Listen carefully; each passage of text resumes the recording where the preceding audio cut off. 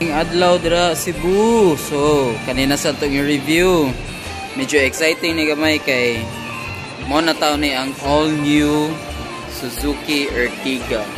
So makonsider dra ang usa ka model nga all new if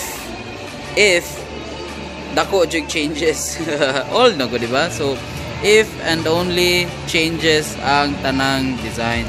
So not only the looks, ang uban mingon man sila all new, pero ang nausap ang bumper ra di ay, ang headlight unya same rag engine. So kani siya all new, even ang interior usab na pod. So sige, ato na ni siyang itakol. Model ni siya si all new Suzuki Ertiga. Tugdan jud ay natos naong no kay kibaw biyata moji una nimo ma-notice ang iyang changes bitaw. So different look na jud ang iyang headlight. Different look na sa diyang grill, different look na sa diyang bumper, even ang design diri sa may ubos-ubos na side. Medyo lahi na jud, if nakabantay mo, medyo sharp looking na jud siya. Sige, sug na. So here's the big change.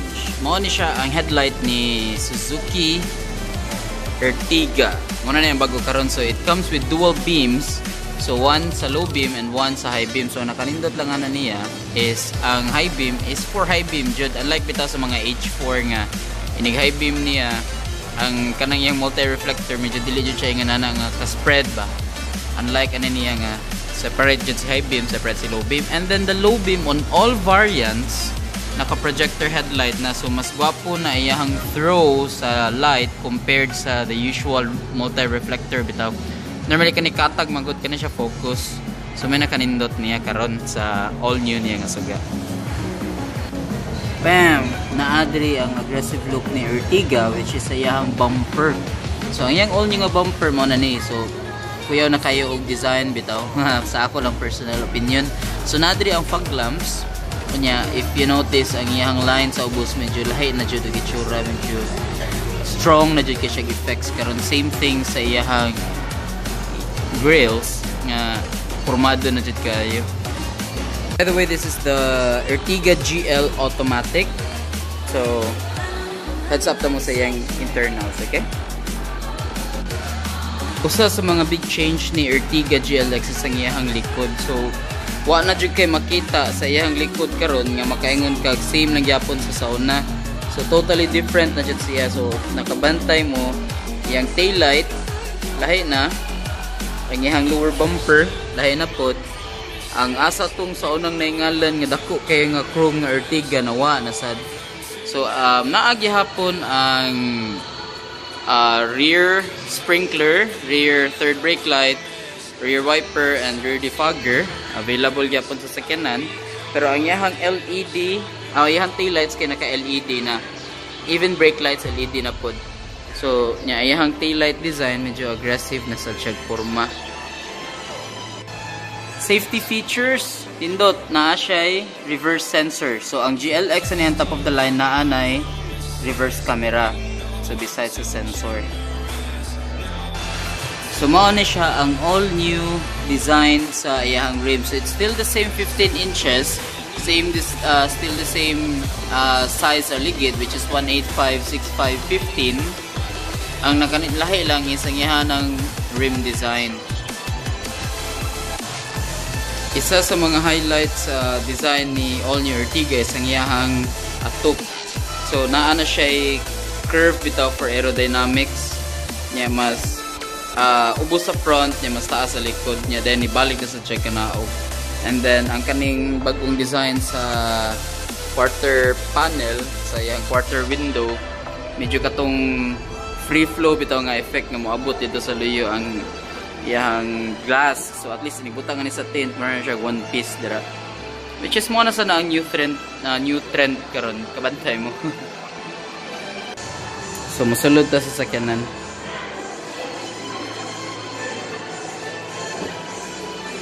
So mo na ni siya, o diba, gwapa kayo og lingkuranan, no? So same gihapon sa mga usual Suzuki cars, na power window, na ang door lock and unlock, window lock, and then ang siyang power windows niya. Mo na siya ang yung interior look, diba?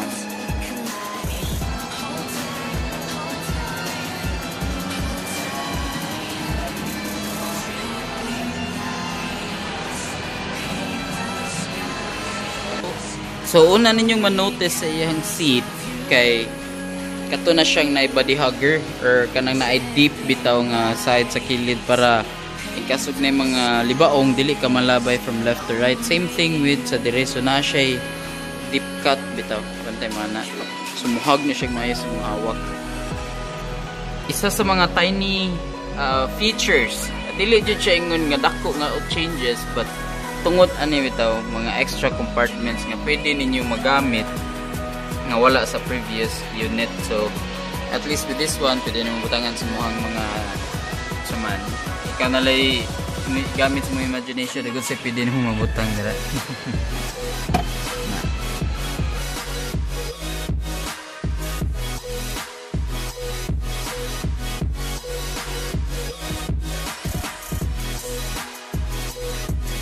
So ang all-new Suzuki Ertiga karon lahi na sa siya gauge.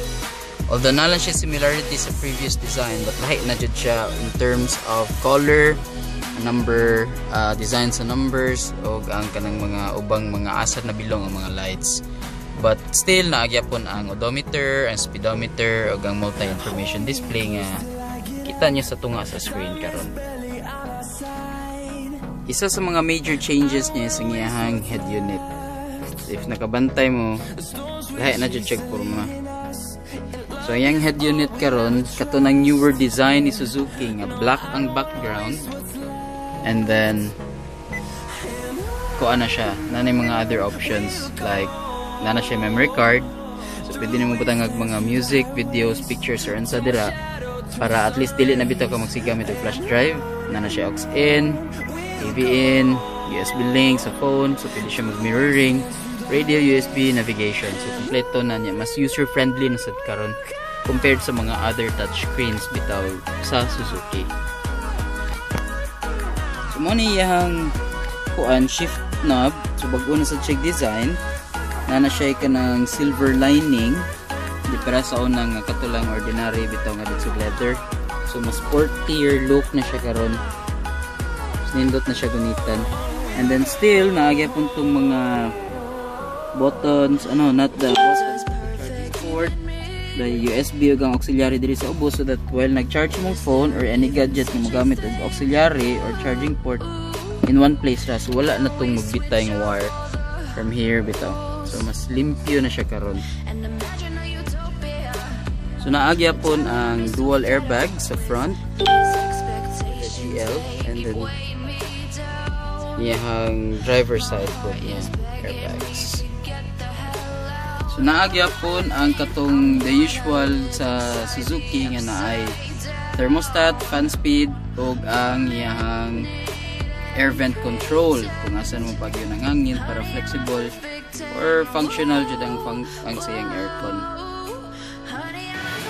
So same gihapon si Ertiga na ay 4 bottle holders diri sa front side sa sakanan. So naa siya one dito sa door, duha diri, and then isa pa diri. So sa front pa lang daan na siya upat ka bottle holder.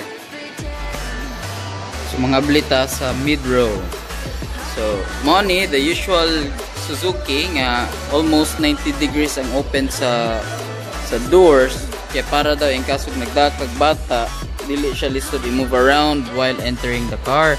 And then since also si Ertiga GLX, si Ertiga all new is already longer in terms of body length, pero same gyapon yung wheelbase ha, longer lang ang iya. Ang wheelbase by the way is the length between the rear tire and the front tire.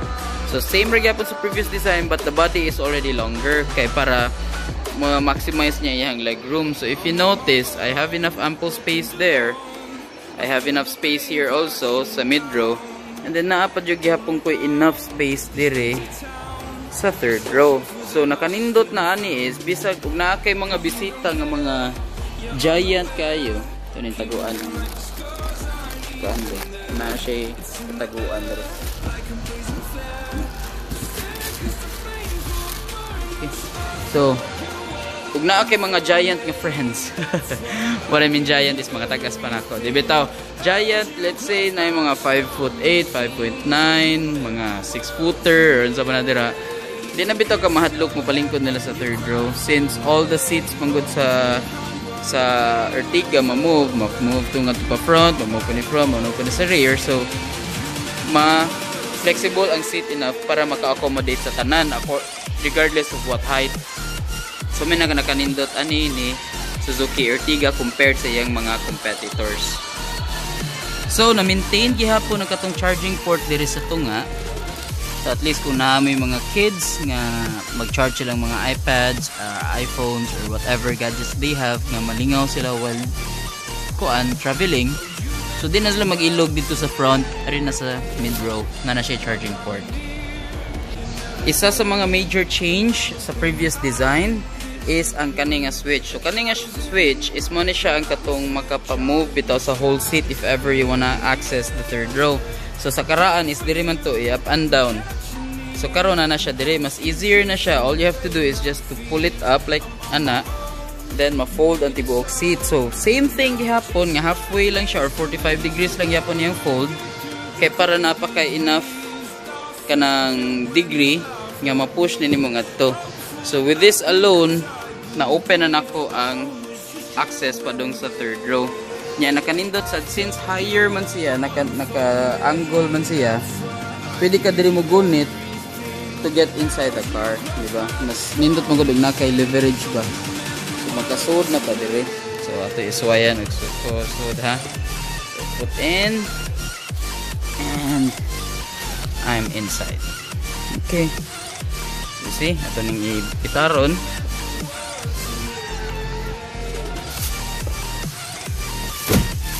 Napagyapong pidako nga legroom diri sa liyo. Dako jud siya og legroom na compared sa previous nga mga models sa Ertiga. So isa na put sa mga changes ni Ertiga is ang iyahang third row. So if kabantay mo, mas wider na siya unlike sa karaan nga murag sa kadangaw ra mo siguro kadako. So na kay mga extra space na diri sa likod. And then if nakabantay sa ka ang ihapong kaning katong cover, diba na magyapi cover ang previous design, ang karon nga cover is split into two na siya. So pwede na nimo ma 50-50 split. Same thing with the seats nga 50-50 split gyapon siya. Nya ang advantage niya is, so let's say kani kadako naman dyan siya nga room, masudla naman ning mga duha ka buok large nga luggage. Let's say kinahanglan gyud bagong feature karon nga ma-recline nimo. Diba? Nindot na kayo, relax na kayo ang magligod sa diyo. So naman siya feature nga mag-recline.